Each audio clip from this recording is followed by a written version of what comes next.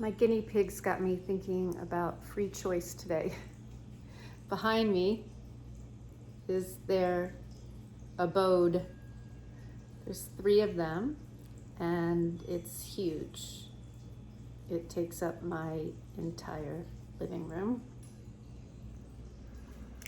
And so, let me see if I can point it out to you even better.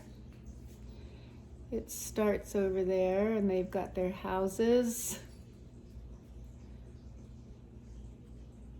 and their boxes,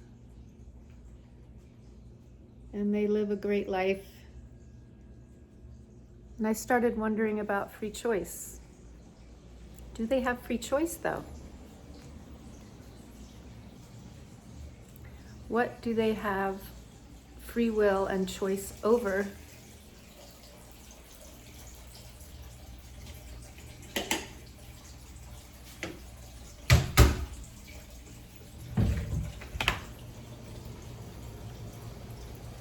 I'm gonna get outside for a minute.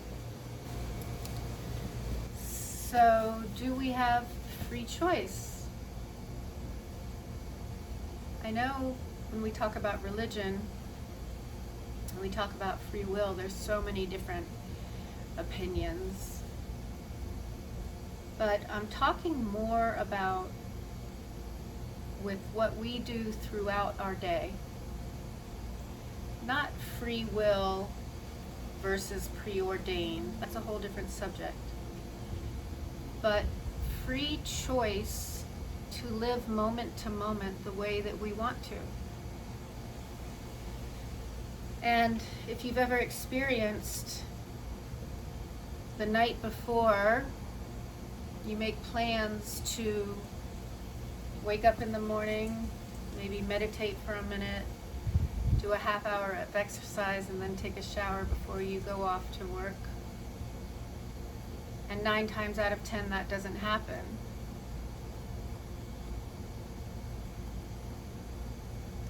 Do we have free choice? When our intention was to follow through with our plans. These challenges that are so popular today, everyone's got a 10-day challenge or a 30-day challenge or a 90-day challenge. And how many of us sign up for the challenge and we're gung-ho for the first couple days, and by the 3rd day we're not logging on anymore to see what the challenge of the day is for the group. And is that free will? Because we, somewhere inside of us, want to be doing these things, and something happens and we just don't. So who's in control? If we want to do something and then we don't, who is in control of all that? And what I've come across in my seeking years is that there's 3 things going on. There's more going on, but 3 that I choose to talk about. And one is our powerful mind, one is our body, and one is the awareness, the consciousness that knows all, that part of us, the soul. And so when the mind's running the show, it's going to dictate the path of least resistance, if that's what your conditioning is. The body loves to stay put until it gets in motion. Then it enjoys the motion. So who is telling us, yes, I'm going to do this, and who's saying screw it when the day comes to do it? Our minds might be very, very powerful, but they're also very tricky, because unless we know how to manage our mind, we are at its will. In this particular instance, it might be fair enough to say that we're dealing with self-sabotage, because why not do a challenge that we know is going to better us? Why not be really excited about that and never miss a moment? Who's talking to us that says, you're never going to change? Why bother? Or who can talk us out of that hour of walking instead of an hour of Netflix? And for me, the answer is always going to be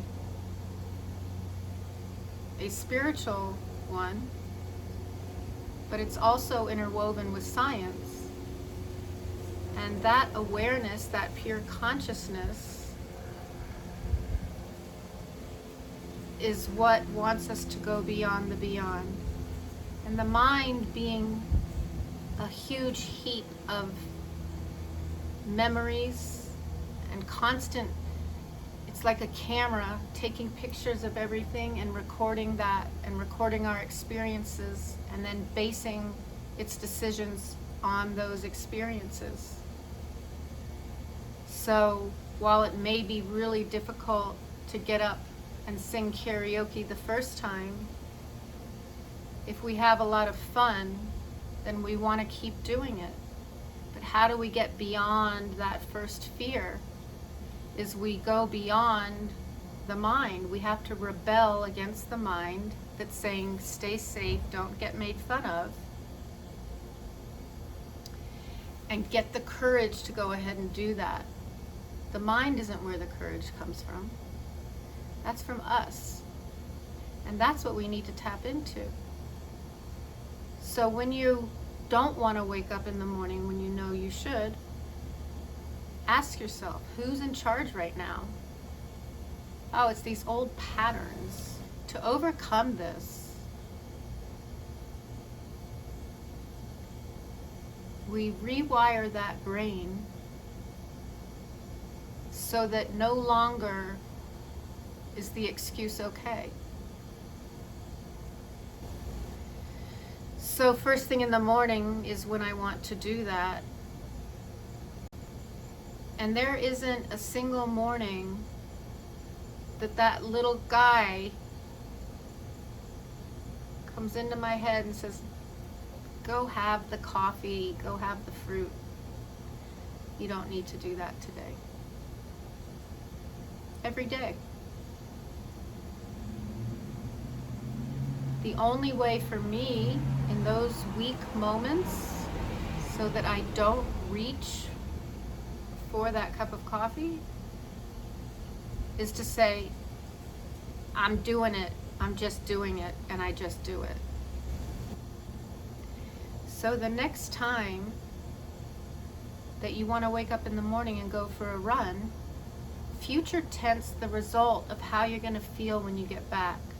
And as soon as the mind starts to say, I don't want to get out of bed, I don't want to put my shoes on, you stop it, you interrupt the behavior, and you just go get your shoes on. No thinking aloud, you go get the shoes on and you get out the door and you tell yourself, after I've gone 10 steps, if I still want to stop, I can. Because once you're out the door, once you've started the action, you will stay in action.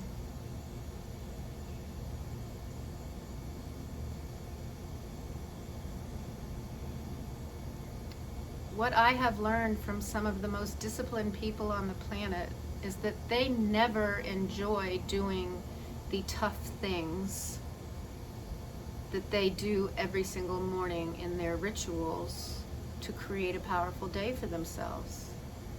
30-year-old habits are still not something they enjoy doing in the morning. That freezing cold shower, that hour workout, whatever that may be, getting up before the sun. It never becomes, yay, I'm going to love this, but it is dominion over that monkey mind and the lazy body, because the awareness says we're meant for better.